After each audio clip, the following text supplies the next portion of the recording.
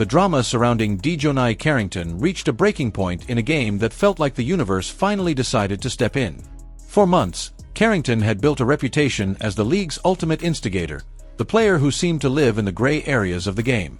She threw elbows, poked eyes, and took reckless swipes at opponents while somehow skating past meaningful punishment. Fans had watched her jab Caitlin Clark in the eye on national television without even a flagrant, had seen her rack up borderline dirty plays with barely a slap on the wrist, and had grown frustrated with the league for letting it all slide. Carrington didn't just play hard, she played on the edge of control, and her actions made her a lightning rod for controversy. But on this night, as the Dallas Wings faced the Golden State Valkyries in a crucial late-season battle, that edge finally cut back. The moment unfolded with under 2 minutes remaining in a tense game.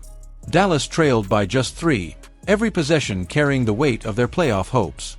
Janelle Saloon launched a deep shot that clanged off the rim, sparking a scramble for the loose ball.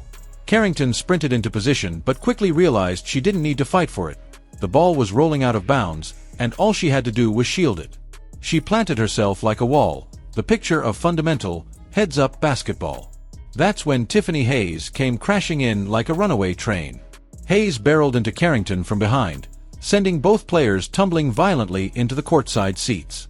It was a frightening collision, the kind of reckless contact that would normally draw an immediate whistle against the aggressor. But in a twist that had jaws dropping across the arena and online, the refs pointed at Carrington. The foul was on her. The crowd erupted in disbelief. Commentators were stunned. Even fans who couldn't stand her were left wondering if they just witnessed the most absurd call in league history. Carrington had done nothing wrong.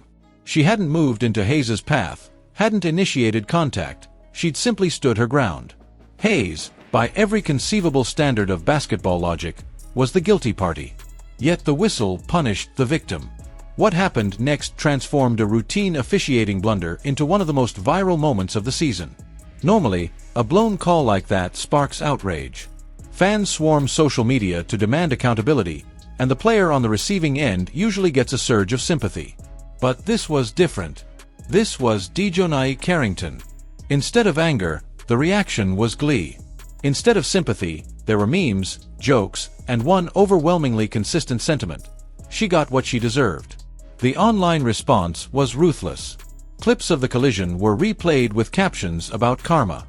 Fans who had spent months watching Carrington's antics, her swipes at opponents, her flopping, her borderline dangerous plays, felt like the basketball gods had finally intervened. Comments flooded in, "That's what she gets," karma came fast, and "now she knows how Caitlin Clark feels."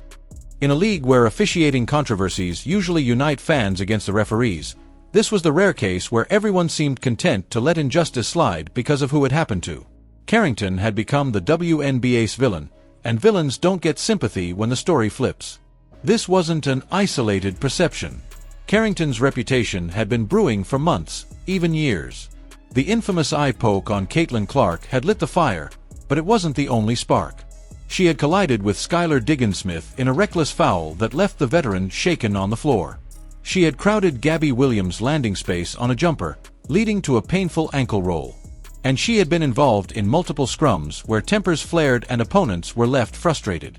The league's handling of these incidents, downgrading flagrants, avoiding suspensions, and rescinding penalties, only deepened the resentment. Fans started to believe she was being protected, and the league's credibility took hit after hit. So when this moment came, when the whistle finally turned against her in spectacular fashion, it felt like cosmic balance.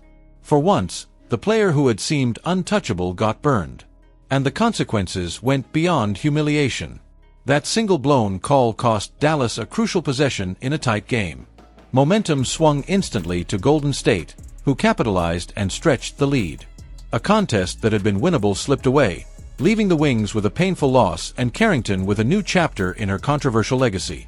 The beauty of the moment, at least from the perspective of her critics, was that it was more than just a funny highlight, it was poetic justice. Carrington had spent months walking the line between physical play and recklessness, leaning on a reputation that the league had done little to correct. She had positioned herself as the enforcer type, the player willing to rough up opponents and absorb the villain role without apology. But in sports, reputations are double-edged swords. Once the public decides who you are, it sticks. And when you're branded as the dirty player, Even moments of genuine injustice are met with applause instead of outrage. It's a fascinating case study in how narrative can shape perception. Objectively, the call was atrocious. Any basketball purist could break down the tape and see that Tiffany Hayes was the clear offender. If this same collision had involved a neutral player, or better yet, a beloved star, the outcry would have been deafening. Sports analysts would have called for referee reviews, league statements, maybe even disciplinary measures. Instead, the reaction was laughter and schadenfreude. Even opposing fans didn't bother to defend her. It wasn't just that people disliked Carrington, it was that she had actively earned that distrust. And hovering over all of this is the shadow of Caitlin Clark. Her presence in the league has changed the way fans view physicality and accountability. Clark, the superstar rookie, has endured cheap shots all season without consistent protection from the officials. She's been elbowed, shoved, and yes, even poked in the eye by Carrington herself. And through it all, she's taken the high road. She rarely complains publicly, she doesn't retaliate, and she continues to deliver highlight performances that have made her the face of the WNBA. Fans see her resilience and contrast it with Carrington's antics. One player is elevating the league. The other, in their eyes, is dragging it down. That's why this single play resonated so deeply. It felt like a narrative coming full circle. Caitlin Clark absorbed a no-call on a blatant eye poke months ago. Now Carrington absorbed a phantom foul for doing absolutely nothing wrong. It didn't fix the officiating problem, and it didn't erase the frustration fans feel about league inconsistencies, but it did feel like balance had been restored in some small, symbolic way. From a broader perspective, the incident exposes the WNBA's growing credibility problem.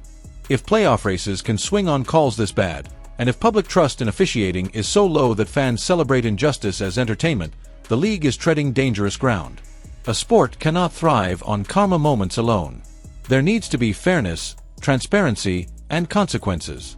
Carrington's saga is as much about the league's failures as it is about her behavior. If officials had consistently enforced the rules, if discipline had been applied when warranted, this wouldn't have escalated to the point where fans cheer against fairness just to see a villain get humbled. Yet in that moment, none of the structural concerns mattered to the audience. All they saw was the league's most infamous instigator finally tasting her own medicine. It was a viral clip, a cathartic laugh, and a reminder that in sports, reputation is everything. Carrington now faces a crossroads. Her talent is undeniable. She's a strong defender, a much-improved scorer, and a player with real potential to impact winning. But as long as her name is synonymous with dirty play, every stumble will be amplified, and every injustice will be met with a shrug. If she wants to rebuild trust, it will take more than social media posts insisting she's misunderstood.